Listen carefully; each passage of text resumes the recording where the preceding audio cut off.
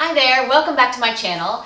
Today's video is a collab with Lesley Logan of Profitable Pilates, and I'll include the link to Lesley's video about today's topic in the description box below.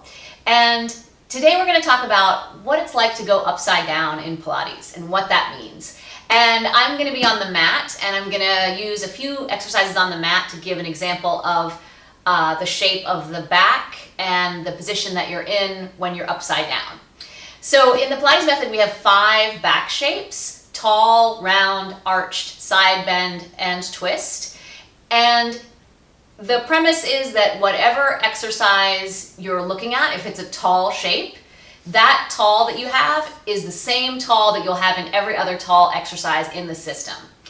And so when going upside down, in the same vein as that, every shape that you make upside down, which is a little bit, I like to call it being tall upside down, so you're not kind of like curved over in a crunched kind of position. But it's not just because you're, not perfectly upright and like a straight line like the mat. Like, let's say this is tall. When you're upside down, you're not really the same kind of tall as lying down, but you are essentially in a tall upside down shape. So that's why I call it being tall upside down. And let's look at an example before I talk anymore. It's a little bit hard to wrap your brain around it kind of without having a visual. So the first exercise that we usually learn that takes us upside down is rolling like a ball. And you're really just upside down for a moment. Later in the mat exercises, you're going to be asked to stay there for a little bit longer, all the way until the end of the mat exercises where you're in control balance, where you're upside down and you're really hanging out there and doing some things for a while. But first, you just get a little taste of it. So you have your rolling like a ball shape, and then you're going to roll upside down and come back again. And lift and return.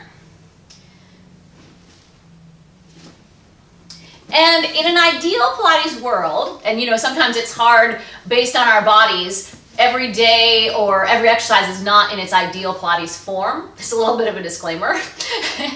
And so you're looking to be as tall upside down as you can, and you're really trying to balance kind of on this upper third of the back.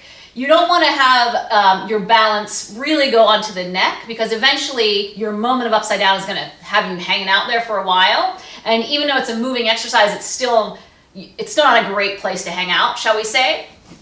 So if you can imagine that in that third of the back, that's where I'm going to eventually be staying for a little while. So let's look at another exercise where now our moment is going to last a little bit longer. So I've chosen the jackknife. Also the same shape upside down is the roll over, the corkscrew, and then the jackknife. So now in the jackknife, we're going to go over and be upside down. And you might be tempted to go over here on your neck, especially if your back is stiff. Mine likes to be a little bit stiff as well. And then you're going to lift up to your jackknife. So you're tall upside down, and then you're going to lengthen back down again. So that's our moment of upside down. Upside down, tall or upside down, with the legs at a different place, and then all the way down. So you're there a couple of moments in the jackknife. And ideally, again, this is a little bit of disclaimer, I've been on a long flight. My shapes may not be perfect, but they should be ideally the same shape in both rolling like a ball and the jackknife. And now we're going to look at an exercise where you stay there a little bit longer in the control balance.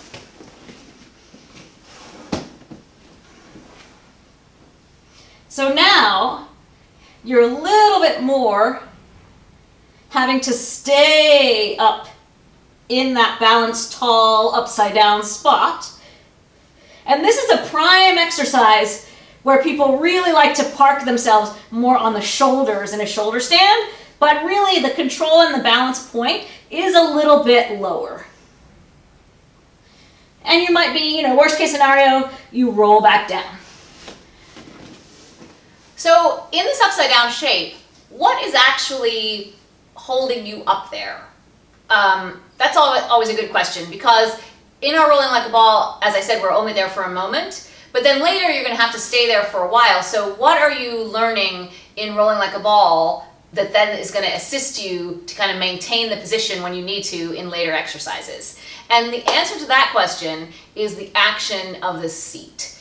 So essentially when you're upside down, the action engagement of the seat is what is going to lengthen your back up and really help you to muscularly hold yourself upside down in that position. And it's really that action that's going to help you roll smoothly on your back, as well as help you to maintain the position.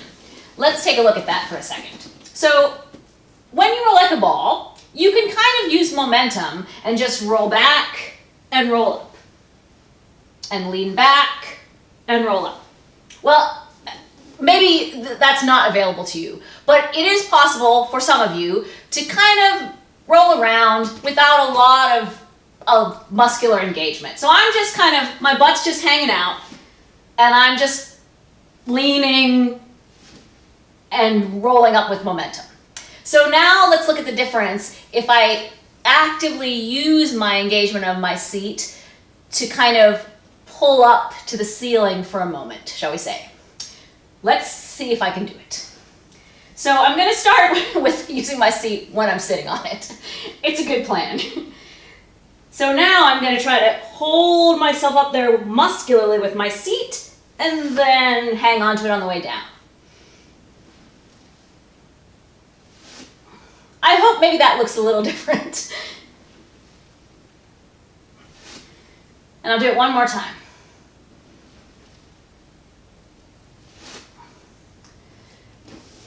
So that action is really what you're building in and rolling like a ball, that you're going to strengthen over time with your mat exercises, with your reformer exercises, and all of the system exercises, so that by the time you get to wow, rolling like a ball, you know, I just like broke a sweat doing just that.